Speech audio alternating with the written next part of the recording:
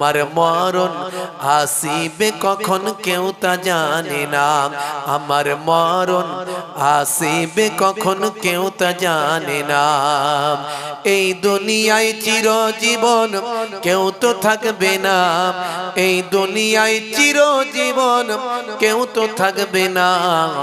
আমার মরণ আসিবে কখন কেউ তা জানে না, তোমার মরণ আসিবে কখন কেউ তা জানে না। কথা ঠিক না ভুল বলেন? বলেন কথা ঠিক না ভুল? আমি মরে গেলে তোমরা আমায় ভুলে যেও না, আমি মরে গেলে তোমরা আমায় ভুলে যেও না। আমার মরণ আসিবে কখন কেউ তা জানে না, তোমার মরণ আসিবে কখন কেউ তা জানে না। এই দুনিয়ায় চিরজীবন কেউ তো থাকবে না, অন্ধকার কবর যে তোমার আসল ঠিকানা। এই দুনিয়ায় চিরজীবন কেউ তো থাকবে না, অন্ধকার কবর যে তোমার আসল ঠিকানা। সেই কবরে নবী ছাড়া কেউ তো আসবে না, সেই কবরে নবী ছাড়া কেউ তো আসবে না।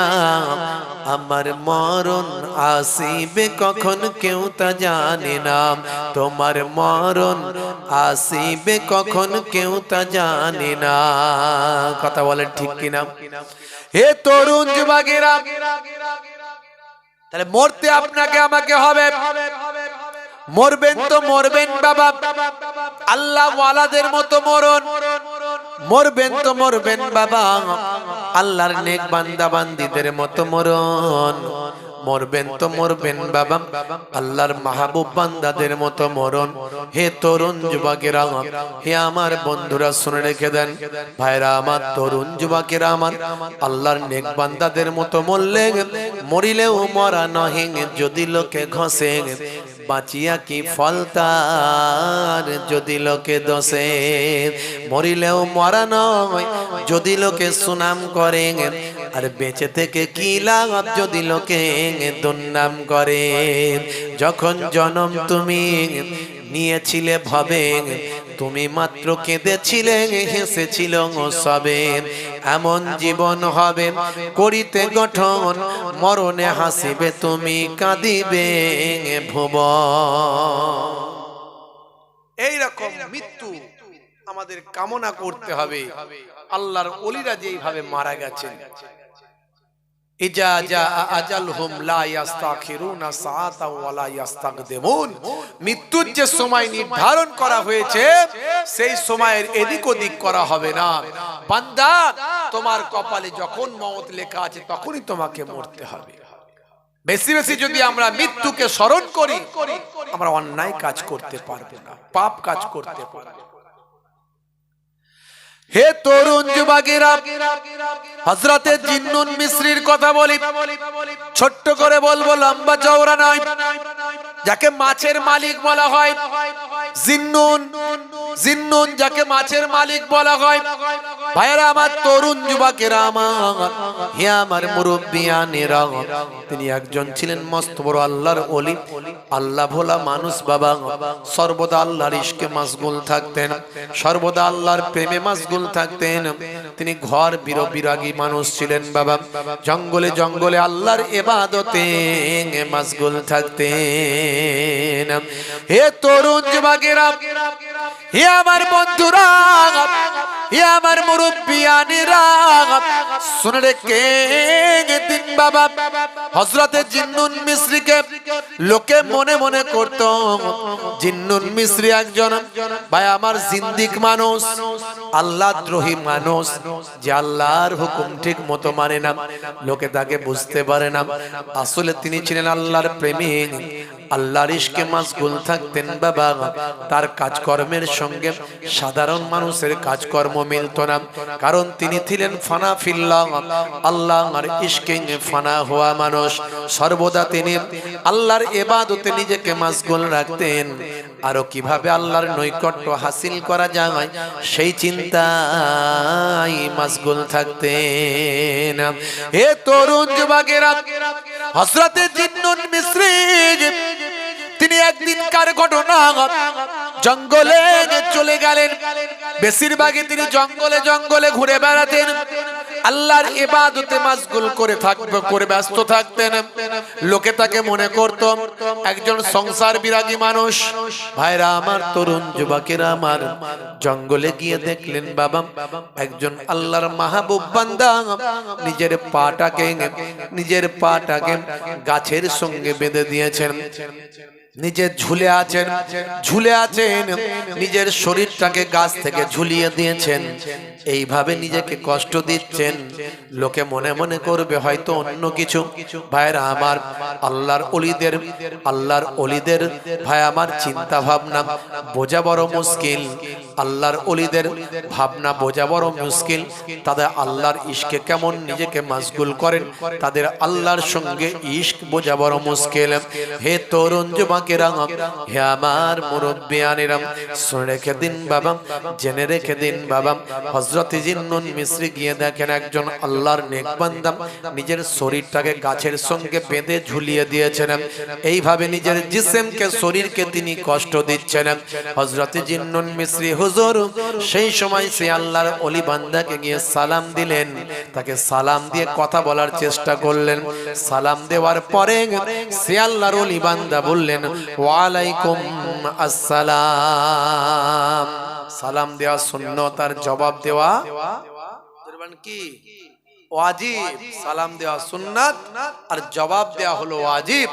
যদি কেউ সালামের জবাব না দেন কঠিন গুনাহগার হতে হবে। সংক্ষেপে বলবো বাবাজি, হে তরুণ যুবকেরা, আমার আপনার নবী আপনাকে আমাকে যা শিখিয়েছেন সবের মধ্যে বিজ্ঞান আর বাস্তবতা আছে। বন্ধুরা আমার, তরুণ যুবকেরা আমার, সালাম দেওয়ার মধ্যে বিজ্ঞান আছে, বাস্তবতা আছে। নবী আমার শিখিয়েছেন সালাম দাও, আসসালামু কাবলাল কালাম, কথা বলার আগে দাও তুমি সালাম। হে তরুণ যুবকেরা, হে আমার বন্ধুরা, হে আমার মুরব্বিয়ানেরা, ভাইরা আমার, দোস্তরা আমার, সালাম হলো একটা মুসলমানদের অভিবাদন, একটা নিজেদের মধ্যে সম্পর্কের বাঁধন। আমার নবী, দয়ার নবী শিখিয়ে দিয়েছেন সালামের মধ্যে দিয়ে ভালোবাসা মহাব্বত তৈরি হয়। হে তরুণ যুবকেরা, হে আমার মুরব্বিয়ানেরা, এই অভিবাদনের সিস্টেমটা অন্যান্য সম্প্রদায়ের মধ্যেও আছে বাবা। কেউ বলে গুড মর্নিং, কেউ বলে নামাস্তে। এইভাবে তারা তাদের মধ্যে বা আমার নিজেদের মধ্যে একটা সৌহার্দ্যের বিনিময় করেন। আর ইসলাম জানিয়ে দিয়েছে, দয়ার নবী জানিয়েছেন, বন্ধুরা আমার, তরুণ যুবকেরা আমার, দয়ার নবী বলেছেন তোমরা কোন মুসলমান ভাই আর এক মুসলমান ভাইয়ের সঙ্গে দেখা হলে তোমরা সালাম দেবে। আসসালামু কাবলাল কালাম, কথা বলার আগে দাও তুমি সালাম। সালাম দেওয়ার মধ্যে কি আছে? খ্রিস্টানরা বলে গুড মর্নিং, তো শুভ সকাল, শুভ দুপুর, শুভ সন্ধ্যা। আর অন্যান্য সম্প্রদায়ের মধ্যে ওই রকম কিছু অভিবাদন আছে, কিন্তু মুসলমানদের মধ্যে আছে কি? দয়ার নবী শিখালেন যে তুমি সালাম দেবে। সালামের অর্থ কি? সালামের অর্থ হলো তোমার উপর আল্লাহর শান্তি বর্ষিত হোক। জোরে বলুন সুবহানাল্লাহ। আর ওয়ালাইকুম আসসালাম মানে, ওয়ালাইকুম আসসালাম মানে তোমার উপরেও আল্লাহর শান্তি বর্ষিত হোক। এখন এটা হলো মুসলমানদের অভিবাদন।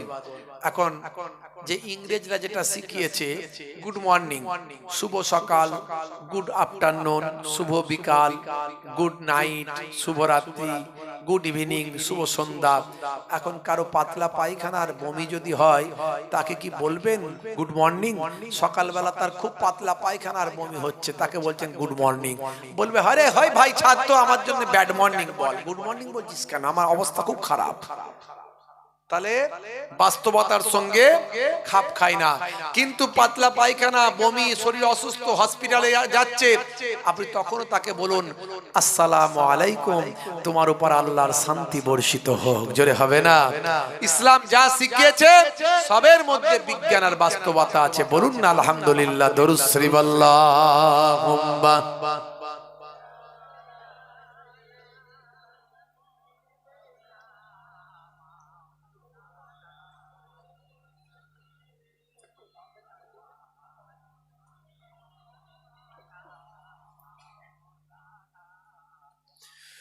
হে তরুণ যুবকেরা, হে আমার বন্ধুরা, হে আমার মুরব্বিয়ানেরা, শুনে রেখে দিন বাবা,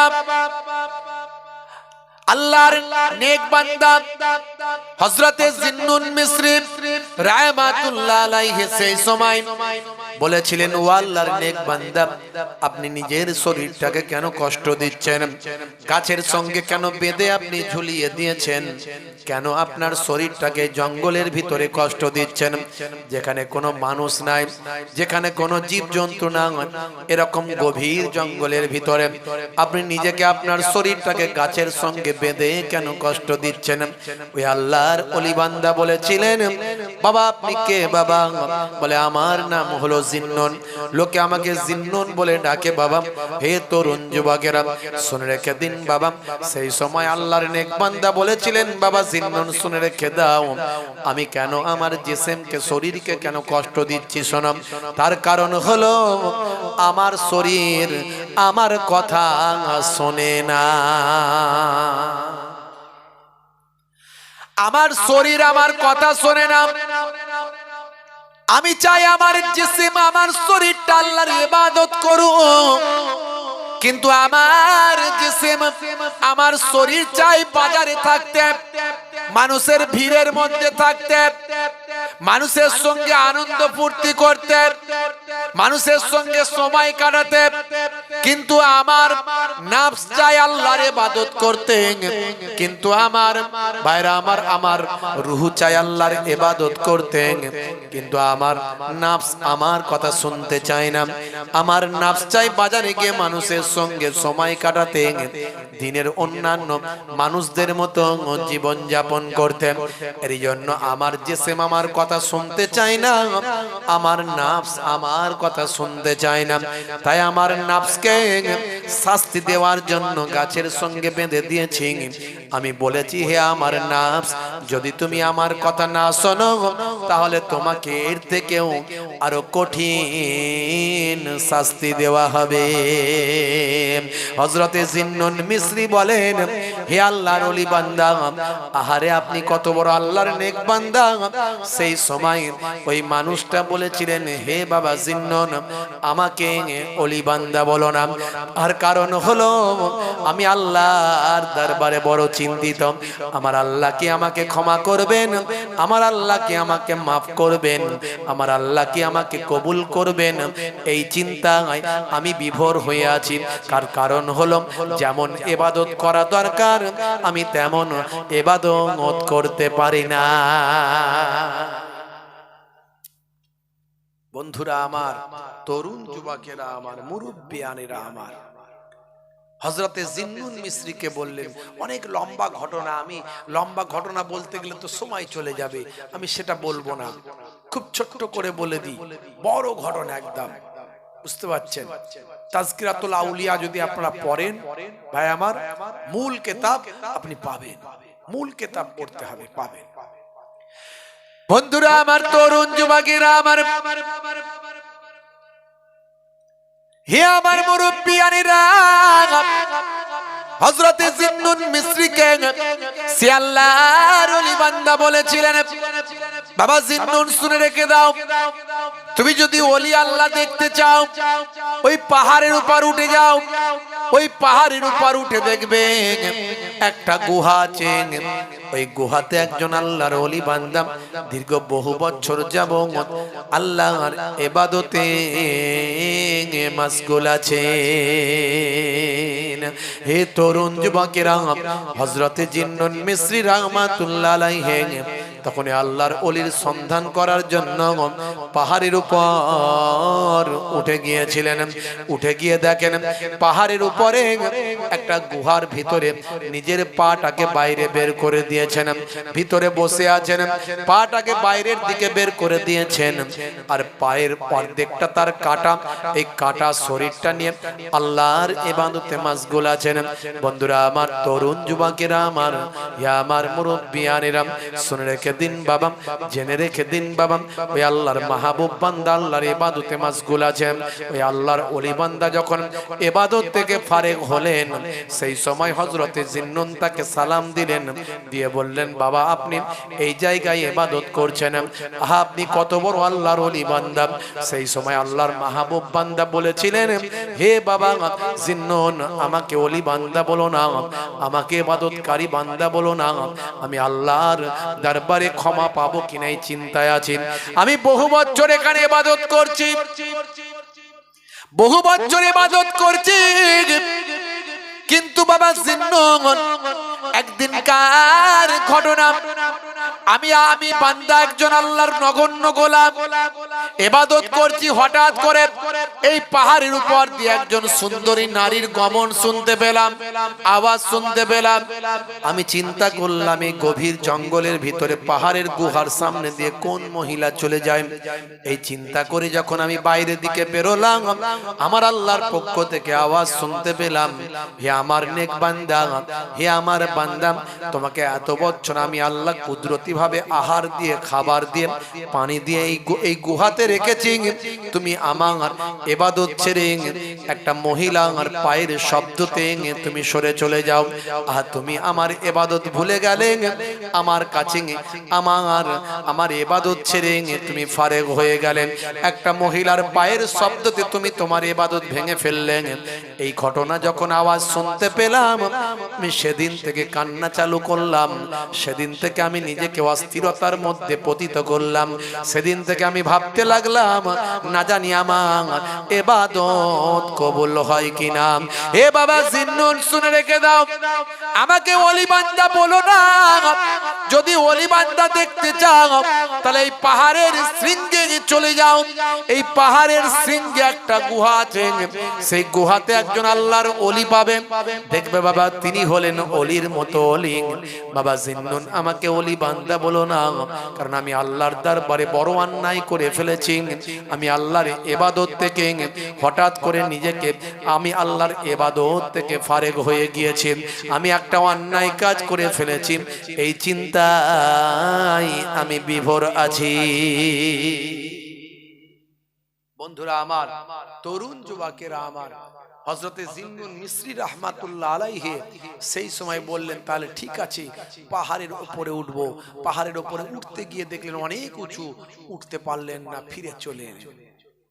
ফিরে এসে এই গুহাতে যিনি আল্লাহর ওলি ইবাদত করছিলেন, সেই ওলি আল্লাহর সামনে এসে জিজ্ঞাসা করলেন, আচ্ছা হুজুর, আমি তো ওলি আউলিয়াদের রুহানি নেক তাওয়াজ্জু, নেক ফায়েজ, তাদের কাছ থেকে বরকত হাসিল করার জন্য, তাদের কাছ থেকে ইবাদতের যে মজা সেটা পাওয়ার জন্য, ইলমে তাসাউফের জ্ঞান অর্জন করার জন্য আমি তো সফর করছি, ঘুরে বেড়াচ্ছি, তা আপনি একটু বলুন, আমি তো উঠতে পারছি না, অত উঁচুতে, অত শৃঙ্গে উঠতে পারছি না, ওই আল্লাহর ওলি সম্পর্কে আপনি আমাকে একটু শোনান। দরুদ শরীফ, আল্লাহুম্মা সাল্লি আলা।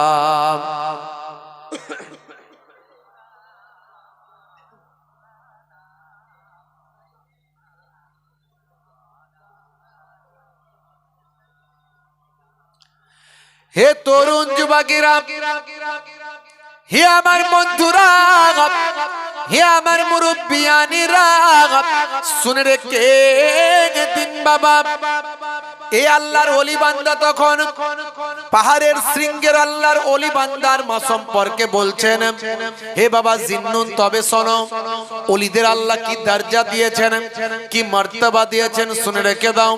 হে তরুণ যুবকেরা, হে আমার মুরব্বিয়ানেরা, সেই সময় পাহাড়ের এই গুহার ওলি বান্দা যিনি আল্লাহর ইবাদতে আছেন, পাহাড়ের শৃঙ্গের আল্লাহর ওলি বান্দার সম্পর্কে বলছেন, শোনো বাবা জিন্নুন, ওই আল্লাহর ওলি বান্দা বহু বছর ধরে ওই গুহাতে আল্লাহর ইবাদতে মাশগুল আছেন। এমন সময় দেখতে পাওয়া যায় একজন দুনিয়াদার মানুষ কোন ক্রমে তার কাছে পৌঁছেছেন। সেই দুনিয়াদার মানুষটি বলা শুরু করেছেন, বাবা আপনি এখানে ইবাদত করছেন, আর রুজি রুটি কিভাবে হবে, আপনার ইনকামটা কিভাবে হবে, আপনার রুজি রুটিটা কিভাবে হবে? ইবাদত করলে তো শুধু হবে না, ইনকামের জন্য ব্যবস্থা করতে হবে। উনি এমন আধ্যাত্মিক পর্যায়ের ইলমে বাতিনি পর্যায়ের ইলমে তাসাউফের পন্থী ইলমে তাসাউফ পর্যায়ের এত বড় একজন আল্লাহর ওলি বান্দা। সেই সময় তার ইবাদতের এত পাওয়ার, এত শক্তি আল্লাহ দিয়েছিলেন। তিনি তখন আল্লাহর দরবারে আরজু করলেন, এই রাব্বে আল্লাহ, এই রাব্বে মাবুদ, এই বান্দা বলে যে রুজি রুটি না করলে খাবো কি, ইনকাম না করলে খাবো কি, শুধু ইবাদত করলে তো হবে না।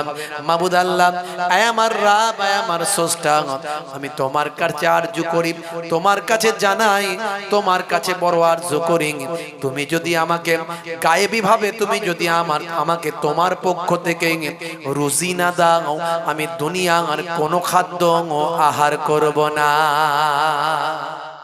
জোরে হবে না? আর জোরে হবে না? দুনিয়ার কোনো খাবার আমি আহার করব না। আল্লাহ তোমার কাছে ডাকিবারে বার, আল্লাহ তোমার কাছে ডাকিবারে বার, কেন সারা দাও না বলো একবার। তোমারই করুণায় ধন্য হতে চাই, দয়াতে তোমারই বেঁচে আছি তাই, তোমারই করুণায় ধন্য হতে চাই, দয়াতে তোমারই বেঁচে আছি তাই।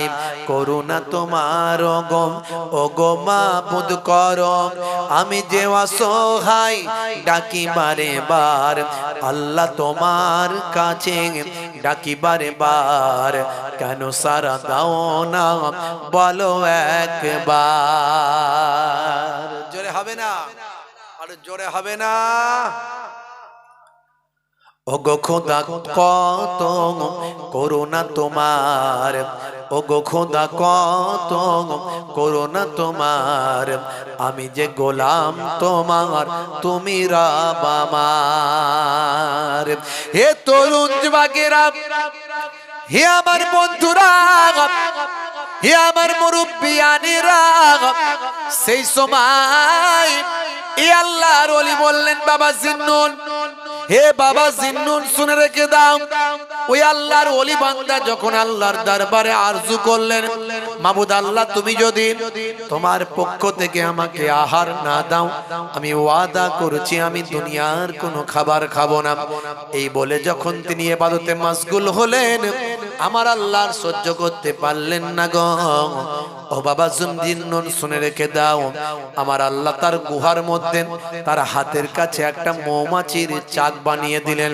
মৌমাছিরা সেখানে এসে অল্প কিছু সময়ের মধ্যে সুন্দর মধু বানিয়ে দিল, মধু তৈরি করে দিল।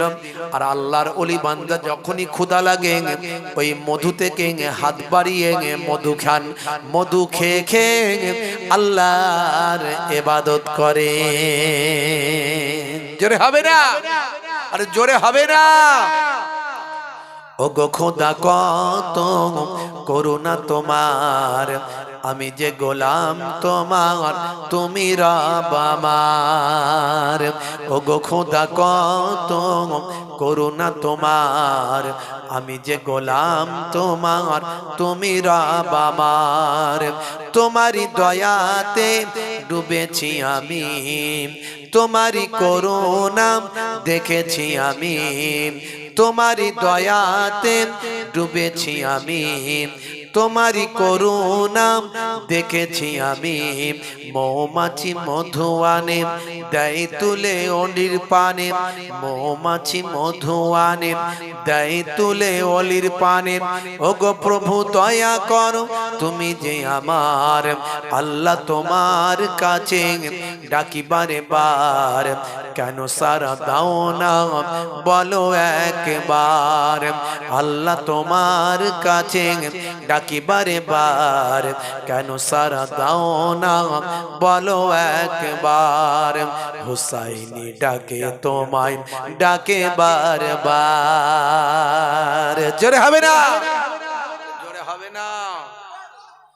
ভাইরা আমার, তরুণ যুবকেরা আমার, হে আমার মুরব্বিয়ানিরা, হে জওয়ান যুবকেরা, হযরতে জিন্নুন মিসরি বাবা আল্লাহর ওলিদের কাছ থেকে ইলমে তাসাউফের জ্ঞান অর্জন করলেন, ইলমে মারিফাতের জ্ঞান অর্জন করলেন। হে জওয়ান যুবকেরা, আল্লাহর প্রতি আরো তার নৈকট্য হাসিল করার চেষ্টা করলেন, আল্লাহর ইবাদতে মাশগুল থাকতে শুরু করলেন। বন্ধুরা আমার, তরুণ যুবকেরা, আল্লাহর প্রতি নির্ভরশীলতা তার বেড়ে গেল, আল্লাহর প্রতি নির্ভরশীলতা তার বেড়ে গেল। হে জওয়ান যুবকেরা, হযরতে জিন্নুন মিসরি রাহমাতুল্লাহ আলাইহি ওই পাহাড় থেকে যখন নামলেন, নেমে দেখেন গাছের দিকে তাকালেন। ওই গাছের দিকে তাকিয়ে দেখেন একটা পাখি, সুন্দর পাখি সেই গাছে বসে আছে। ওই পাখিটার দিকে তাকিয়ে দেখেন পাখিটা দুটো চোখই অন্ধ। হে তরুণ যুবকেরা, হঠাৎ করে লক্ষ্য করলেন ওই অন্ধ পাখিটা জমিনের উপর নামলো। জমিনের উপর নামার পরে মাটির উপর ঠক্কর দিতে লাগলো, ঠোকরাতে লাগলো, তার চঞ্চু দিয়ে তার ঠোঁট দিয়ে ঠুকতে লাগলো। ঠোকার সঙ্গে সঙ্গে হযরতে জিন্নুন মিসরি দেখলেন দুটো সুন্দর পেয়ালা মাটি থেকে বের করে দিলেন। আমার আল্লাহর পক্ষ থেকে দুটো সুন্দর পেয়ালা মাটি থেকে বের হলো। একটাতে খাবার আর একটাতে সুন্দর পানি আল্লাহ তাতে রেখে দিয়েছেন। ওই অন্ধ পাখিটা খাবার খেলো, পানি খেলো, পানি খেয়ে আবার গাছের উপর উঠে গেল। হযরত জিন্নুন মিসরি দেখলেন, হে তরুণ যুবকেরা, হে আমার বন্ধুরা, এমন সময় ওই দুটো পাত্র আবার জমিনের সঙ্গে মিশে গেল। জোরে হবে না। জিন্নুন মিসরি রাহমাতুল্লাহ আলাইহি ইহসাস করলেন যে আমার আল্লাহ একটা অন্ধ পাখিকেও কুদরতি ভাবে খাবার দান করছেন। জোরে বলুন সুবহানাল্লাহ। আল্লাহর প্রতি ভরসা, নির্ভরশীলতা অনেক বেড়ে গেল। হযরত জিন্নুন মিসরি রাহমাতুল্লাহ আলাইহি এইভাবে ইবাদতের ব্যাপারে অনেক বেশি আগ্রহী হলেন, অনেক বেশি সচেতন হলেন, অনেক আল্লাহ নির্ভরশীলতা তার বেড়ে গেল। কিতাবের মধ্যে দেখতে পাওয়া যায়, মাল্লাহুল মাওলা ফালাহুল কুল, বান্দা যখন আল্লাহর হয়ে যায়, কুল মাখলুকাত তার গোলাম হয়ে যায়। অন্য জায়গায় আছে, মান কানা লিল্লাহি কানা আল্লাহু লাহু, যে বান্দা আল্লাহর হয়ে যায় স্বয়ং আল্লাহ তার হয়ে যায়। আপনি যদি আল্লাহর হয়ে যান, আল্লাহর ইবাদত ওয়ালা যদি হয়ে যান, আপনার জন্য আমার আল্লাহই যথেষ্ট হয়ে যাবে। বাপজি আমার, ছোট হুজুর পীর কেবলা রাহমাতুল্লাহ আলাইহির সন্তান, শুধু ছেলে আর মেয়ের কথা বলি, তখনকার নাতি পোতার কথা বাদই দিলাম। ছেলে ছিল 21টা, মেয়ে হলো 17টা। তাহলে কত হলো? 20 আর 10 30 আর 8 48টা। এত বিশাল সংসার, তারপরেও মেহমান জন লোক এটা ওটা নিয়ে সারা দিনে মিনিমাম 100 জন খেতে, এক এক বেলায় 100 জন খেতে। আপনি কল্পনা করুন তো, একটা বড় বড় ধনী লোক হলেও সে হিমশিম খেয়ে যাবে। কিন্তু আল্লাহর ওলিদের আল্লাহ সেই দরজা মর্তবা দিয়েছিলেন, তারা এতটাই আল্লাহর উপর নির্ভরশীল ছিলেন, আল্লাহ তাদের রুজি রুটির ব্যবস্থা করে দিতেন। এক এক সময় হতো, ছোট হুজুর পীর কেবলা রাহমাতুল্লাহ আলাইহির নানাজান হুজুরের কাছে কোনো পয়সা ছিল না, সংসার চালানোর মতো কিছু নাই। মাঝে মাঝে হুজুর মসজিদের কোণে গিয়ে রাতের অন্ধকারে এসে কাঁদতেন, ধন ধনপুতার জঙ্গলে গিয়ে কাঁদতেন। আমার আব্বা জানের মুখে শোনা, বলতেন বাবা তোমার নানা জান এমন মাঝে মাঝে আল্লাহর ইবাদতে মশগুল হয়ে যেতেন, এটা লোকে জানে না। আল্লাহর গায়েবী সাহায্য, আল্লাহর পক্ষ থেকে গায়েবী টাকা পয়সা তোমার নানা জানকে আল্লাহ দান করে দিতেন। এগুলো আল্লাহর ওলিদের কারামাত। কারামাত ওলি আউলিয়াদের জন্য হক, আর মুজিজা নবী রাসূলদের জন্য হক, সত্য। যারা মানে না ওলিদের কারামাত, যারা মানে না তাদের কিন্তু ঈমানে খাতরা আছে। কারণ ওলি আউলিয়াদের কথা আল্লাহ কোরআনে বলেছেন, আলা ইন্না আউলিয়া আল্লাহি লা খাউফুন আলাইহিম ওয়া লা হুম ইয়াহজানুন। যারা আমার ওলি বান্দা হয়, আমি আল্লাহ বলি তাদের কোনো খৌফ নাই, ডর নাই, তাদের কোনো চিন্তা নাই। জোরে বলুন সুবহানাল্লাহ। ওলি আউলিয়ারা ইবাদত করে ওলি হয়েছে, নামাজ ছেড়ে দিয়ে ওলি হননি, রোজা ছেড়ে দিয়ে ওলি হননি, রাসূলের সুন্নাত ছেড়ে দিয়ে ওলি হননি। বরং আমরা নামাজও পড়ি, 2 নম্বরিও করি, নামাজও পড়ি মিথ্যা কথাও বলে, এমন অনেক লোক আছে। নামাজও পড়ে, দাড়ি রেখে টুপি মাথায় দিয়ে গীবত শিকায়াত করে, চগলখড়ি করে, এর মনে কষ্ট দেয়, ওর মনে দুঃখ দেয়, অহংকার তাকাব্বুরি নিয়ে ঘুরে বেড়ায়। ভাই আমার, দোস্ত আমার, তাদের অন্যান্য আমলগুলো, কাজগুলো, কারনামাগুলো খেলাফে হাদিস, খেলাফে কোরআন তাদের মধ্যে হয়ে যায়। কিন্তু যারা ওলি আউলিয়া হন, তারা আল্লাহ এবং রাসূলের কথাকে এতটাই প্রাধান্য দেন যে তারা আল্লাহর হয়ে যান, আল্লাহ তাদের হয়ে যান। জোরে হবে না বন্ধুরা আমার, তরুণ যুবকেরা আমার, মুরব্বিয়ানেরা আমার, আমার দাদা জান মায়াপুর পীরনগর হুজুর পীর কেবলা রাহমাতুল্লাহ আলাইহি ইন্তেকালের আগে বলেছিলেন, বাবা আমার তো অনেক বয়স হয়েছে, অনেক বয়স হয়েছে। ইন্তেকালের আগে উনার বয়স হয়েছিল 117 বছর। 117 বছর। বাবা আমাকে লোকে আব্বা বলে ডাকে গো, লক্ষ লক্ষ মানুষ আমাকে আব্বা বলে ডাকে, তারা আমাকে পিতা জ্ঞান করে, তারা আমাকে বাপ বলে মনে করে। তা আমার মওতের সময় হয়ে গেছে বাবা, আমাকে বাড়িতে নিয়ে চলো, আমার মওতের সময় হয়ে গেছে, আর বেশি দিন আমি থাকবো না। তবে আমি ইন্তেকালের পরে তোমরা আমাকে তাড়াতাড়ি দাফন করে দেবে না, আমাকে 3টে দিন রাখবে। হাদিসের নির্দেশ হলো, ভাই আমার, হাদিসের নির্দেশ হলো মাইয়িতকে তার আয়েব বের হওয়ার আগে দাফন করো। আবার হাদিসের নির্দেশ হলো মাইয়িতের ওসিয়াত পূরণ করো। ভাইরা আমার, তো ওসিয়াত করছেন যে আমাকে 3 দিন রাখবে, যাতে করে আমাকে যারা আব্বা বলে ডাকে, আমাকে পিতা মনে করে, আব্বা মনে করে, তারা যেন আমাকে দেখতে পায়, নাহলে তাদের কষ্ট হবে। তার আমার আব্বা জান ছোট হুজুর পীর কেবলা রাহমাতুল্লাহ আলাইহির সুযোগ্য জামাতা মায়াপুর পীরনগর হুজুর পীর কেবলা রাহমাতুল্লাহ আলাইহ বড় সাহেব জাদা আব্বা জান ওয়ালিদ সাহেব হুজুর কেবলা হরিণখোলা হুজুর নামে যিনি খ্যাত, শাইখুল হাদিস, মস্ত বড় আলেম, মস্ত বড় ওলি। তো আব্বা জান তো জানেন হাদিসের নির্দেশ কি। তো জিজ্ঞাসা করলেন, হুজুর আপনি যে আপনাকে 3 দিন রাখতে বলছেন, তো রাখতে গেলে তো দুনিয়াবি নিয়ম হলো এসি দিয়ে রাখতে হবে, বড় মেডিসিন দিয়ে রাখতে হবে, তো কিভাবে রাখবো সেটা বলে দেন। কত বড় আল্লাহর ওলিরা, ওলি আল্লাহ না হলে কথা বলার হিম্মত হয় বাবা। তিনি বলছেন, বাবা আমাকে রাখার জন্য তোমাদের এসি লাগবে না, বরফ লাগবে না, মেডিসিন লাগবে না, কোনো ওষুধ লাগবে না, এমনি রাখবে, কোনো কিছু প্রয়োজন হবে না, আমি আল্লাহর সঙ্গে কথা বলে নিয়েছি। জোরে হবে না?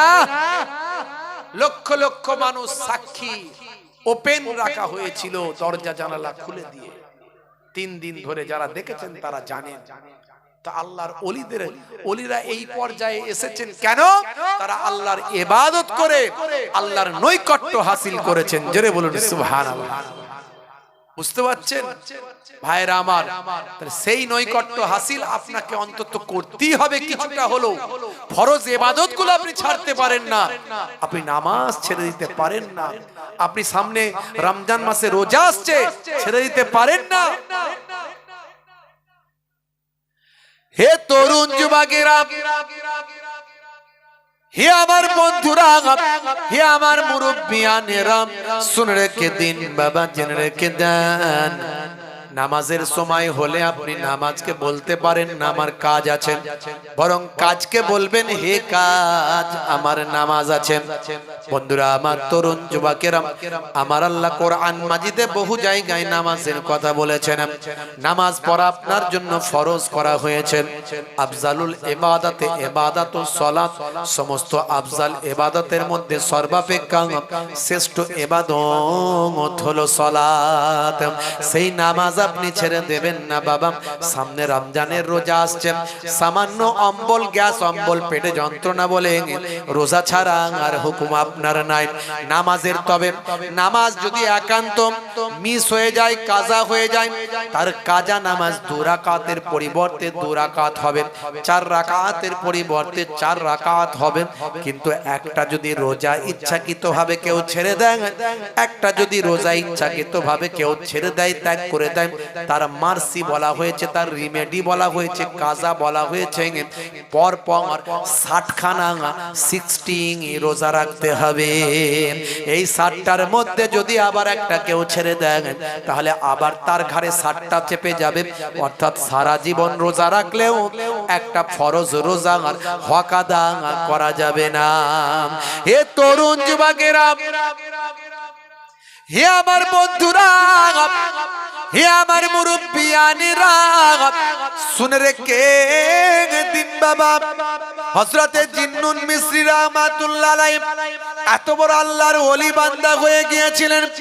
হযরতে জিন্নুন মিসরি এমন ইবাদত বন্দেগী করেছিলেন, হুজুরের তাকওয়া, হুজুরের পরহেজগারি এমন জায়গায় পৌঁছে গিয়েছিল, হুজুরের জবানটা দোয়ায় মুস্তাজিব হয়ে গিয়েছিল। হুজুর যেটা জবান দিয়ে বলতেন সেটাই আমার আল্লাহর দরবারে কবুল হতো। আপনি যদি নামাজি হন, আপনি যদি রোজাদার হন, আপনার দোয়া আল্লাহ কবুল করবেন। আপনি নামাজের পাটিতে সাহায্য চাইবেন, আমার আল্লাহ জানিয়ে দিয়েছেন ওয়াস্তাঈনু বিস-সাবরি ওয়াস-সালাম, বান্দা তোরা আমার কাছে সাহায্য প্রার্থনা কর ধৈর্য এবং নামাজের মাধ্যমে।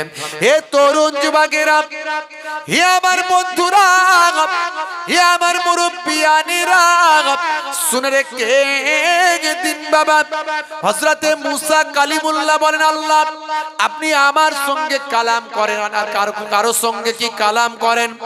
আপনি আমার সঙ্গে কথা বলেন আর কারো সঙ্গে কি কথা বলেন? আর কারো সঙ্গে কথা বলেন কি না? হযরতে মুসা নবী আল্লাহর কাছ থেকে জেনে নিচ্ছেন। আমার আল্লাহ বললেন, হে মুসা, তুমি বলছো তোকাল্লেমু মাই হাল তোকাল্লেমু আহাদা গায়রি, তুমি আমার কাছে জানতে চেয়েছো মুসা যে আমি তোমার সঙ্গে কালাম করি আর কারো সঙ্গে কি কালাম করি, কথা বলি। হে নবী মুসা, শুনে রেখে দাও, জেনে রেখে দাও, আখেরি জামানাতে একজন পয়গম্বর আসবেন, তিনি হবেন আখেরি জামানার শেষ নবী। সেই নবীর আমি অনেক সম্মান দিয়েছি, ইজ্জত দিয়েছি, সেই নবীকে আমি নবীউল আম্বিয়া বানিয়েছি, সমস্ত পয়গম্বরদের নবী বানিয়ে দিয়েছি। শুধু তাই নয়, সেই নবীর উম্মতদের আমি আল্লাহ কত সম্মান দিয়েছি, শুনে রেখে দাও।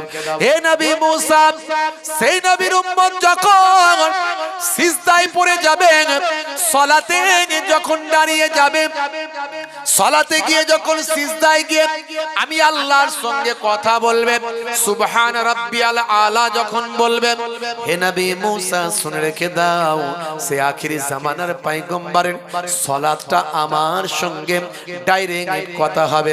সেই জন্যই তার সালাতটা আমার সঙ্গে মেরাজ হয়ে যাবে, দিদার হয়ে যাবে। তোমার সঙ্গে যখন আমি কথা বলি 70,000 নূরের পর্দার ভিতর থেকে কথা বলি, আর উম্মতে মুহাম্মাদি যখন সালাতে গিয়ে সিজদায় গিয়ে আমার সঙ্গে কথা বলবে, সুবহান রাব্বিয়াল আলা বলবে, শুনে রেখে দাও, তখন তার সঙ্গে আমার কোনো ৭০,০০০ নূরের পর্দা থাকবে না। ডাইরেক্ট আমি আল্লাহর সঙ্গে কথা হবে, আমি আল্লাহর সঙ্গে দিদার হবে। as-salatu মিরাজুল মুমিনিন, এরই জন্য বলা হয় সালাত হলো মুমিনদের মিরাজ। জোরে হবে না? জোরে হবে না? নামাজ কে বলো না কাজ আছে, কাজকে বলো আমার নামাজ আছে। নামাজ বিনা পরকালে কি জবাব দেবে তুমি প্রভুর কাছে? বলুন না সুবহানাল্লাহ। নামাজ পড়ো, নামাজ ছাড়বে না।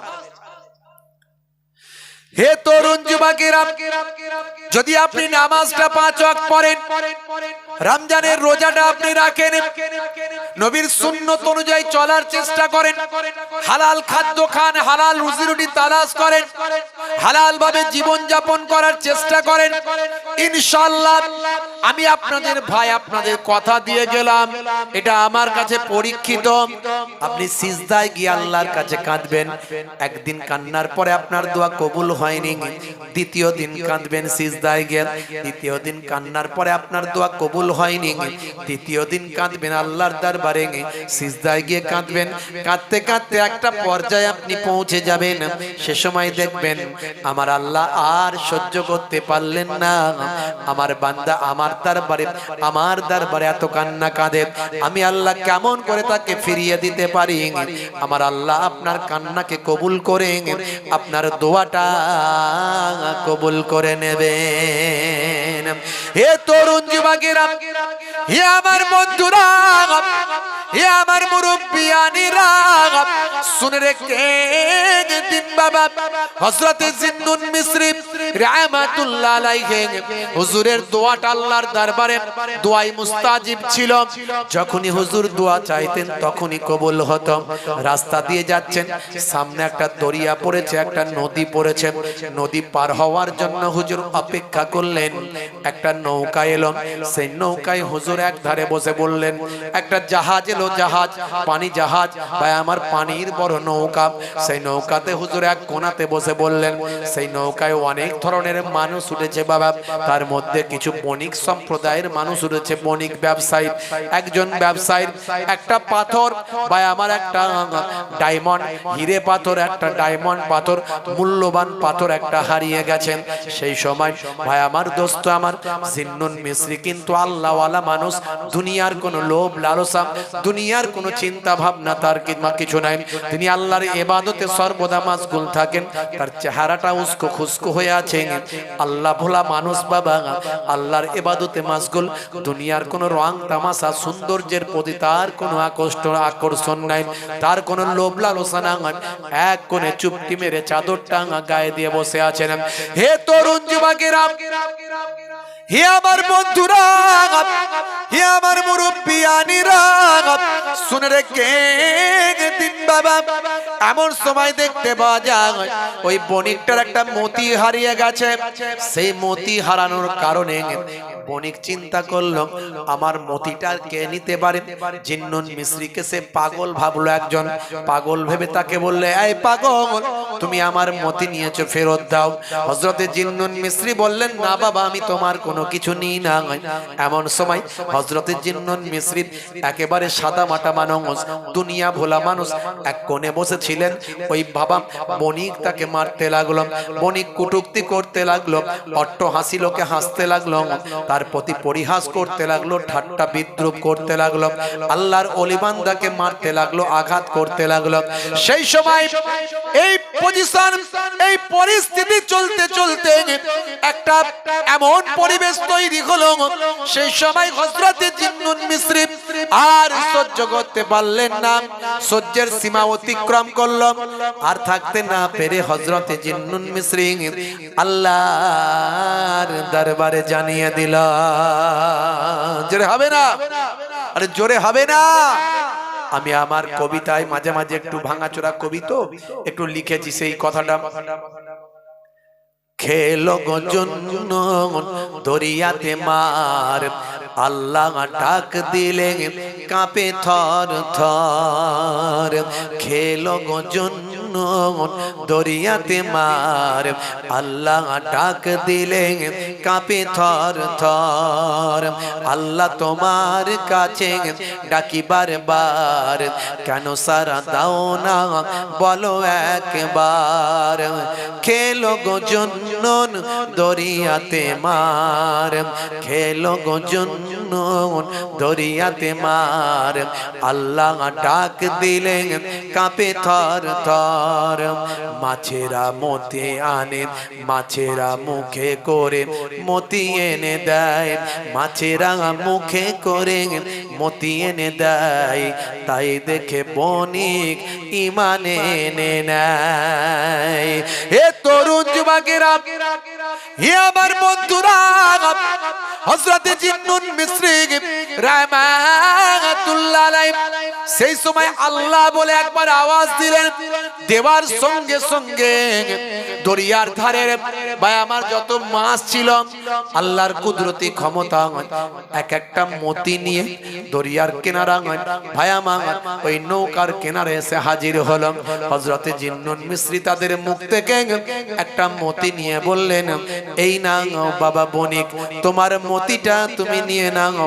ভাই আমার বণিক বুঝতে পারল এ তো সাধারণ কোনো পাগল নয়, ফকির নয়, এ আল্লাহ ভোলা পাগল, আল্লাহ ভোলা পাক ফাকির, আল্লাহর ইবাদত করা ফাকির। হযরতে জিন্নুন মিসরি রাহমাতুল্লাহ আলাইহির জবানের দোয়া যখন কবুল হলো, এত বড় কারামাত দেখে সমস্ত বণিকেরা হযরতে জিন্নুন মিসরির হাতে হাত দিয়ে ইমানের কালেমা তারা পড়ে নিল। হে তরুণ যুবকেরা, হে আমার বন্ধুরা, হে আমার মুরব্বিয়ানিরা, হযরতে জিন্নুন মিসরি রাহমাতুল্লাহ আলাইহি এত বড় আল্লাহর ওলি বান্দা হয়ে গিয়েছিলেন। যখন জিন্নুন মিসরি হুজুর ইন্তেকাল করবেন, সেই জামানার 70 জন আল্লাহর ওলি বান্দার কাছে আমার আল্লাহ স্বপ্নের মধ্যে জানিয়ে দিলেন, হে আল্লাহর ওলি বান্দারা, জিন্নুন হলো আল্লাহর বন্ধু, জিন্নুন হলো আল্লাহর মাহবুব বান্দা, জিন্নুন মিসরি মারা গেছে, জিন্নুন মিসরি ইন্তেকাল হয়েছে। শুনে রেখে দাও, জেনে রেখে দাও, হে আল্লাহর ওলি বান্দারা শুনে রাখো, আল্লাহর ওলি বান্দারা জেনে রেখে দাও, জিন্নুন মিসরি ইন্তেকাল করে গেছে। জিন্নুন মিসরি আল্লাহর দরবারে ডাকে সাড়া দিয়েছে, হাজা হাবিবুল্লাহ মাতা ফি হুব্বিল্লাহ। জিন্নুন মিসরি হলো আল্লাহর বন্ধু, আল্লাহর ভালোবাসায় ইন্তেকাল করেছে। জোরে হবে না? আর জোরে হবে না? ভাইরা আমার, ও গো আশিক শোনো ওলি আল্লাহর, ও গো আশিক শোনো ওলি আল্লাহর, শানটা কত দিল মাবুদ আল্লাহ। যেদিনেতে জিন্নুন বিদায় নিল, 70 ওলি নবী দেখিল। যেদিনেতে জিন্নুন বিদায় নিল, 70 ওলি নবী দেখিল। নবীজি তাদের গো বলে যে দিল, জিন্নুন খোদার ওলি যে ছিল। নবীজি তাদের বলে যে দিল, জিন্নুন খোদার ওলি যে ছিল। ও গো খোদা কত করুণা তোমার, ও গো খোদা কত করুণা তোমার, আমি যে গোলাম তোমার, তুমি রব আমার। জোরে হবে না? আল্লাহর নেক বান্দা হয়ে যান, আল্লাহ আপনার জবানের দোয়া কবুল করবেন। আর নেক বান্দা হতে গেলে আল্লাহর হুকুম, রাসূলের সুন্নাত আপনাকে মানতে হবে। আলোচনা অনেক লম্বা, সংক্ষেপে আমি আপনাদের সামনে একটা আল্লাহর ওলি বান্ধার কথার মধ্যে দিয়ে বোঝানোর চেষ্টা করলাম যে আল্লাহকে স্মরণ করলে আমার আল্লাহ আপনাকে স্মরণ করে। তাই কোরআন মাজিদে আমার আল্লাহ বলছেন ফাজকুরুনি আযকুরুকুম, বান্দা তোরা আমাকে স্মরণ কর, আমাকে ডাক, আমি আল্লাহ তোদের ডাকে সাড়া দেব। তোরা আমাকে স্মরণ করবি, আমি আল্লাহ তোদের স্মরণ করব। আর আমার নিয়ামতের শুকরিয়া আদা কর, আশকুরুলি ওয়ালা তাকফুরুন, আমার নিয়ামতের শুকরিয়া আদা কর। আল্লাহ তুমি আমাকে ভালো রেখেছো, আমাকে পাগল বানাওনি, আমাকে অন্ধ বানাওনি, আমাকে খোঁড়া বানাওনি, আমাকে না খাইয়ে তো তুমি রাখোনি, আমাকে না পড়িয়ে তো তুমি রাখোনি। তুমি আমি আল্লাহ তোমার কাছে কি বলে থ্যাঙ্কস জানাবো, কি বলে শুকরিয়া আদা করব? তুমি শুকরিয়া আদা করো নামাজে গিয়ে, 2 রাকাত শুকরিয়ার নামাজ পড়ো, আল্লাহর কাছে কাঁদো। আল্লাহ বলছে তুমি যদি আমার শুকরিয়া আদা করো, আমি আল্লাহ তোমার নিয়ামত বাড়িয়ে দেব। বন্ধুরা আমার, তরুণ যুবকেরা আমার, আলোচনার শেষ নাই, আলোচনা করলে অনেক আলোচনা, আমি আলোচনা বেশি দিকে যাচ্ছি না। ভাবছি আমার ঠান্ডার রাত, আপনাদের কষ্ট হবে। আমার ভাই নিশ্চয় অনেক আলোচনা করেছেন, আমি অল্প আলোচনার মধ্যে দিয়ে আপনাদের বোঝানোর চেষ্টা করলাম যে আল্লাহ ওয়ালা হতে হবে, নামাজি হতে হবে, নামাজের কোনো বিকল্প নাই। যারা নামাজ ছেড়ে দিয়ে ভাবছেন আল্লাহ ওয়ালা হবেন, কোনো কাসিন কালো হতে পারবেন না, কারণ নামাজের অর্ডার আল্লাহ 82 বার কোরআনে করেছেন। নামাজ ছেড়ে দিয়ে কোনদিন কিছু হওয়া যাবে না। আর রাসূলের সুন্নত, বড় বড় সুন্নত গুলোর মধ্যে সবচেয়ে বড় সুন্নত যেটা আমি বলি সেটা হলো মুখের দাড়ি। মুখের দাড়িটা রাখুন। বিরাট কোহলি দাড়ি রেখেছে, হরভজন সিং দাড়ি রেখেছে, লিওনেল মেসি দাড়ি রেখেছে, এরা ফ্যাশন দাড়ি রেখেছে। নেতা মন্ত্রী খেলোয়াড় প্লেয়ার যারা রেখেছে এরা সব ফ্যাশন দাড়ি। আর কিছু সেলিব্রিটি বড় বড় আছে যারা নবীর সুন্নতওয়ালা দাড়ি রেখেছে। তার মধ্যে জুনায়েদ জামশেদ, পৃথিবী বিখ্যাত সিঙ্গার, আমি জুনায়েদ জামশেদ নিয়ে ওয়াজ করেছি, আজ আর করব না। হাসিম আমলা, পৃথিবী বিখ্যাত একজন ক্রিকেটার, আমি তার সম্পর্কে ওয়াজ করেছি, তারা সব সুন্নতি দাড়ি, বড় বড় দাড়ি রেখেছে। মঈন আলী খান, আমি তার সম্পর্কে ওয়াজ করেছি, ইন্টারনেটে দেখবেন পাবেন। মঈন আলী খান পৃথিবী বিখ্যাত একজন ইংল্যান্ডের মস্ত বড় একজন ক্রিকেটার, নবীর সুন্নতওয়ালা দাড়ি রেখেছেন। ভাইরা আমার, তরুণ যুবকেরা আমার, মুরব্বিয়ানেরা আমার, পৃথিবী বিখ্যাত একজন অ্যাক্টর, অনেক অ্যাক্টর আছেন, তাদের সম্পর্কে কতজনের কথা বলবো। পৃথিবী বিখ্যাত একজন অ্যাক্টর, নাম হলো ভাই আমার আসিফ আলী খান, যাকে লোকে রকি বলে। রকি, ফুল আওয়ার কাটে সিনেমার অ্যাক্টর, বিখ্যাত একটা রকি। সেই রকি এত বড় দাড়ি রেখে এখন আল্লাহ ওয়ালা, এরা সব সুন্নতি দাড়ি রেখেছে। তাহলে এরা যদি পরিবর্তন হয়, নায়ক গায়করা যদি চিনতে পারে, খেলোয়াড় প্লেয়াররা যদি চিনতে পারে, আল্লাহ চেনে, নবী চেনে, Cassius Clay, Tyson, Hahnemann, Gary Miller, Jennifer, Michael জ্যাকসনরা যদি চিনতে পারে, ভাই আমার হোমিওপ্যাথির জনক Hahnemann, international boxer Mike Tyson, এরা যদি চিনতে পারে, পপ তারকা মাইকেল জ্যাকসন, এরা যদি নবীকে চিনতে পারে, আল্লাহ চিনতে পারে, আর আপনি মুসলমান ঘরের সন্তান, আপনার বাপ মুসলমান, দাদু মুসলমান, এখনো নামাজ পড়েন না, কাল মরে গেলে আল্লাহর দরবারে কি জবাব দেবেন? আল্লাহর দরবারে আপনি যদি নামাজটা নিয়ে কবরে ঢোকেন আর সুন্নতটা যদি আপনার মুখে থাকে, আমি বলছি না যাদের দাড়ি নাই আমার মতো বড় দাড়ি রাখুন, না না, এখন সেটা বলছি না। নাই মামার চেয়ে কানা মামা ভালো, something is better than nothing. অল্প হলে রাখা শুরু করুন। এখন লোকে তো ফ্যাশন দাড়ি রাখছে, আপনার দেখতে ফ্যাশনের মতো লাগবে, কিন্তু নিয়তটা থাকবে ফ্যাশন দাড়ি নয়, নবীর সুন্নত বলে রেখেছি। আজ ছোট আছে, কাল বড় হয়ে যাবে। এই অবস্থায় যদি মারা যান, কবরে দেওয়ার পরে মুনকার নাকির ফারিস্তা যখন আসবে, বলবে মান রব্বুকা, দেখতে পাবে নবীর সুন্নত মনে করে দাড়িটা রাখা, হতে পারে ওই দাড়িটাই হবে নাজাতের জারিয়া।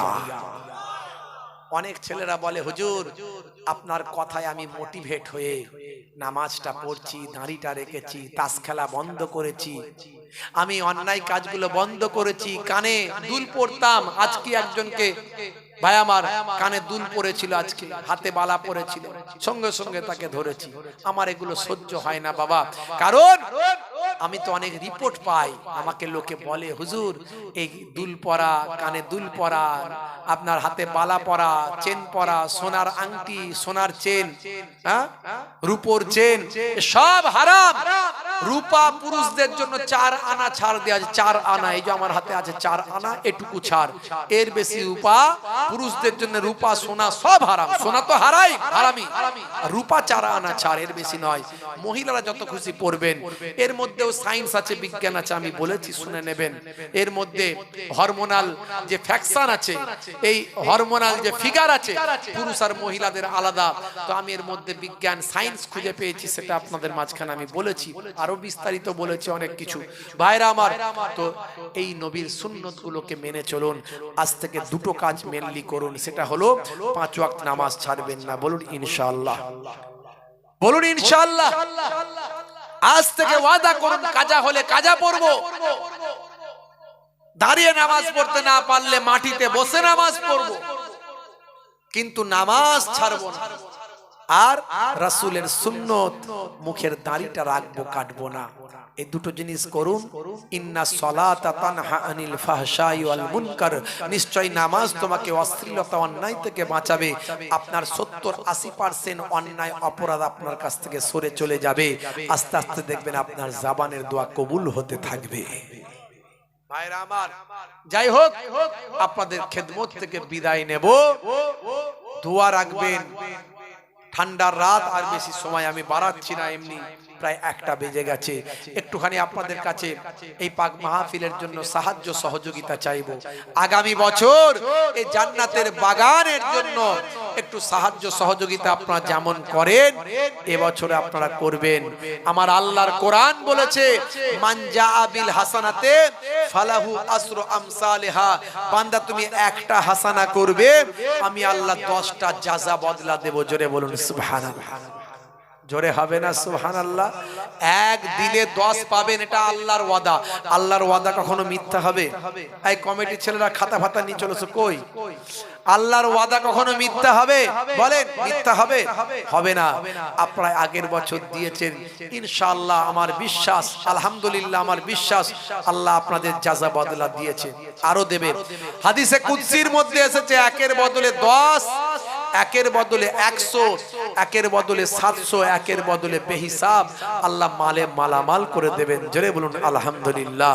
তবে দেওয়ার চেষ্টা করবেন এই দিনের প্রচারের স্বার্থে। আপনার সব সম্পদ আপনার নয়, সব টাকা পয়সা যা আপনি মালিক সব আপনার নয়। ইসলাম বলছে এতে এই রকম জালসা জুলুস, দিনের কাজের হক আছে, মাদ্রাসা মসজিদ মক্তবের হক আছে, গরিব এতিম দুস্থদের হক আছে। সব টাকা তোমার নয়, একটা অংশ তাদের জন্য তোমাকে দিতে হবে। এটা ইসলাম বলছে, এটা শরিয়াত বলছে, এটা আল্লাহর কোরআন বলছে, রাসূলের হাদিস বলছে। বন্ধুরা আমার, তরুণ যুবকেরা আমার, মুরব্বিয়ানেরা আমার, যে আল্লাহর দ্বীনকে সাহায্য করেন, আমার আল্লাহ তাকে সাহায্য করেন। রাসূলের হাদিস কখনো মিথ্যা নয়। বিশ্বনবী বলছেন, দয়ার নবী বলছেন, ইন তানসুরুল্লাহ ইয়ানসুরকুম, যে আল্লাহর দ্বীনকে সাহায্য করলো আল্লাহ তাকে সাহায্য করবে। কোরআন মাজিদে আমার আল্লাহ জানিয়ে দিয়েছেন, যারা কবরে চলে আসে তারা কি বলে জানো? তারা বলে, লাউলা আখারতানি ইলা আজালিন কারীব ফাসাদদাকা, হায় হায় একবার যদি উঠে যেতাম আমি সাদকা করে আসতাম। জোরে বলুন সুবহানাল্লাহ। দুনিয়ার জমিনে ফিরে এলে তারা সাদকা করতেন। তারা বলতেন, হাই রে, আমি তো কবরে কিছুই নিয়ে আসতে পারলাম না, সব সম্পদ রেখে দিয়ে এলাম, যদি আমি কিছু সাদকা করতাম, দান করতাম, কবরে পড়ে পড়ে সওয়াব পেতাম। জোরে বলুন সুবহানাল্লাহ। ভাইরা আমার, একটুখানি মৃত বাপ মা যারা কবরে পড়ে আছেন, আমার নবী বলছেন তারা তোমাদের দিকে তাকিয়ে আছে। কাদের দিকে? ভালো করে বুঝুন। যারা মারা গেছেন তাদের অবস্থাটা কি? নবী বলছেন একটা ডুবন্ত মানুষের মতো গোনার সাগরে পড়ে হাবুডুবু খায়। গোনার সাগরে পড়ে হাবুডুবু খায়, দোয়ার আশা করে মিন আবিন, নিজের বাপের নিকটে, আহারে আমার বাপ বেঁচে আছে, যদি আমার জন্য একটু দোয়া খায়ের করতো, সাদকা করতো, দান করতো। আর উম্মিন, নিজের মায়ের নিকটে, আমার মা বেঁচে আছে, আহারে যদি মা একটু আমার জন্য দান করতো, সাহায্য সহযোগিতা করতো, আমার কবরটাই আল্লাহ সব পৌঁছে দিতেন, আমার রুহের মাগফিরাত দান করতেন। আও আখিন, নিজের ভাইয়ের নিকটে, আও সাদিকিন, নিজের বন্ধুর নিকটে। দুনিয়ার মধ্যে এই আত্মীয় স্বজন আমরা যারা হায়াতে আছি, আমাদের বাপ মা দাদা দাদি নানা নানি কবরে চলে গেছে, তাদের জন্য একটু দান করলে, সাদকা করলে, নবী বলছেন কাল জাবালে রহমতের পাহাড় করে আল্লাহ পৌঁছে দেয়। জোরে হবে না ভাইরা আমার, তরুণ যুবকেরা আমার, আল্লাহর কোরআন রাসূলের হাদিস থেকে প্রমাণ দিলাম যে দান করলে মৃত মুর্দারা কবরে পড়ে সওয়াব পান, দান করলে মালের হেফাজত হয়, দান নিয়ত করে দান করলে আল্লাহ আপনার নিয়তকে কবুল করে নেন। বুখারী শরীফের প্রথম হাদিস, ইন্নামাল আমালু বিন্নিয়াত, নিয়তের উপর আমল হয়। বান্দা তুমি নিয়ত করে করে দান করো, আমার আল্লাহ তোমার দোয়াকে কবুল ও মঞ্জুর করে নেবেন। আছেন বাপজি, আমি 8 জন ভাইকে চাইবো, 8 জন, জান্নাত হলো 8টা, জান্নাত 8টা।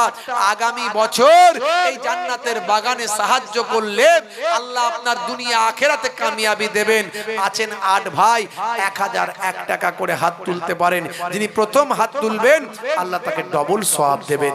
আছেন ভাই, নিজের বাপ কবরে, মা কবরে, দাদা দাদি কবরে, চিন্তা করে তাদের কথা খেয়াল করে এই গভীর রাত্রিতে দুনিয়ার অফিস বন্ধ, আল্লাহর অফিস খোলা, সে আল্লাহর অফিসে নিজের নামটা নথিভুক্ত হবে, তার ওসিলায় বাপ মাহের আত্মা রুহু মাগফিরাত পাবে, আল্লাহ মর্যাদা দান করবেন, তাদের হকটা আদায় করা হবে।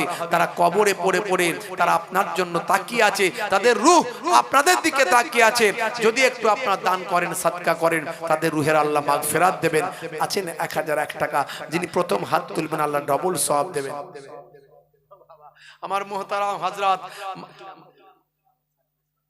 জনাব হযরত মাওলানা মুফতি সামিউল ইসলাম সাহেব, এই এলাকার গর্ব, আপনাদের ঘরের সন্তান, যোগ্য আলেম, মাশাআল্লাহ।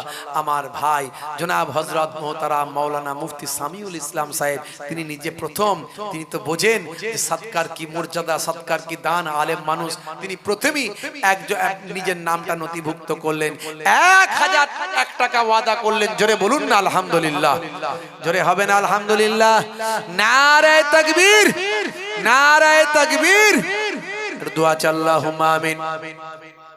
আল্লাহ গো তোমার দরবারে এই মোর মুনাজাত, দিও গো তুমি বরসে মাহফিলে রহমাত। দিলেন তোমার নেক বান্দা 1000 টাকা দান, দিও গো তুমি দিন দুনিয়ায় বাড়ায় সম্মান। আল্লাহ গো তোমার দরবারে এই মোর মুনাজাত, দিও গো তুমি বরসে মাহফিলে রহমাত।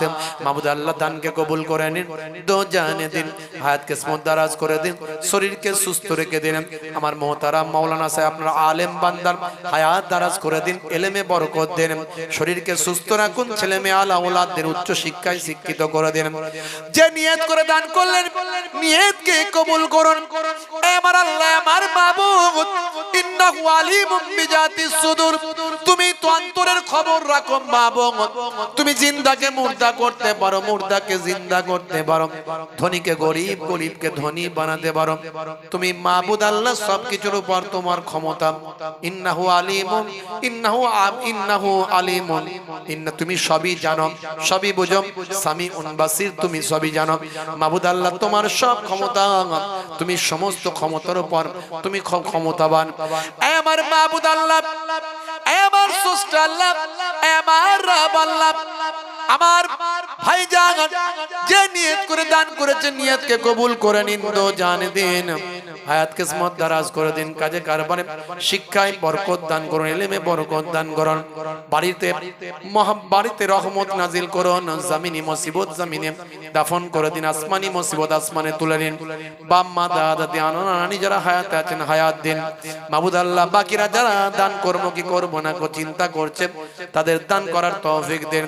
তোমার কোরআনে তুমি বলে দিয়েছো মাবুদ, মান জা বিল হাসানাতি ফালাহু আসরু আমসালিহা ওয়া মান জা বিস সাইয়্যাত ফালা ইউজজা ইল্লা মিসলাহা ওয়া হুম লা ইউজলামুন। মাবুদ আল্লাহ তুমি জাযা বদলা দান করে থাকো একের বদলে 10টা। এ আমার মাবুদ, আমার স্রষ্টা, তোমার বান্দাদের তুমি দেওয়ার তৌফিক দাও। তুমি জানো কার পকেটে কত টাকা, কার এটিএম এ কত, কার ব্যাংকে কত, কার দেওয়ার ক্ষমতা আছে কার না। তুমি চাইলে লক্ষ লক্ষ টাকা খরচ করাতে পারো, বিপদ আপদ মুসিবত দিয়ে তুমি বরবাদ করতে পারো, হার্ট অ্যাটাক দিতে পারো, ক্যান্সার দিতে পারো, টিউমার দিতে পারো, প্যারালাইজড বানাতে পারো মাবুদ গো। আর তুমি চাইলে র্যান্টাক জিনটাকে সামান্য কোয়াক ডাক্তারে সুস্থ রাখতে পারো। তোমার বান্দাদের মনের খবর তুমি জানো, তোমার বান্দাদের হৃদয়কে বড় করে দাও, প্রশস্ত করে দাও, দাতা বানিয়ে দাও। দাতা হলো তোমার বন্ধু আর বখিল হলো তোমার শত্রু। মাবুদ তুমি তোমার বান্দাদের কবুল করে নাও, বেশি বেশি দান করার, সাহায্য করার, সহযোগিতা করার তৌফিক দাও। তোমার দিনকে সাহায্য করার, জান্নাতের বাগানকে সাহায্য করার তৌফিক দাও। তোমার বান্দাদের নিয়তকে কবুল করে নাও, আরো বেশি বেশি দেওয়ার তৌফিক দাও। মাবুদ আল্লাহ ভাইদের প্রত্যেকের মনের নেক আশা আরজুগুলো কবুল করে নাও। আর আমার ভাইকে জনাব মুহতারাম হযরত মাওলানা মুফতি সাহেবকে মাবুদ তুমি এত বেশি মালে মালামাল করে দাও, এত বেশি মালে মালামাল করে দাও, জীবনে জিন্দেগিতে একবার না একবার দিদারে কাবা, দিদারে মদিনার মেহমান বানিয়ে দাও, আমিন। আর কে আছেন 1000 1000 করে একটু হাত তোলেন বাবজি। 8 জন ভাই চাইছিলাম, 8 জন, জান্নাত হলো 8টা, জান্নাত 8টা, প্রত্যেককে একটা না একটা নসিব করেন, দোয়া চাই। আবার মুফতি সাহেবের আম্মা জান থাকতে না পেরে তিনিও ওয়াদা করেছেন 1001 টাকা। জোরে বলুন না আলহামদুলিল্লাহ, জোরে বলুন না আলহামদুলিল্লাহ। নারে তাকবীর, নারে তাকবীর, মাশাআল্লাহ। 2 নম্বরে আমার ভাইয়ের আম্মা জান মানে আমাদের আম্মা জান, তিনি ওয়াদা করলেন আমি একসঙ্গে দোয়া চাইবো। 3 নম্বরে কে আছেন একটু হাতটা তোলেন। 3 নম্বরে হাত তোলেন, হাত তোলেন। আমার ভাই অনেক কি নাম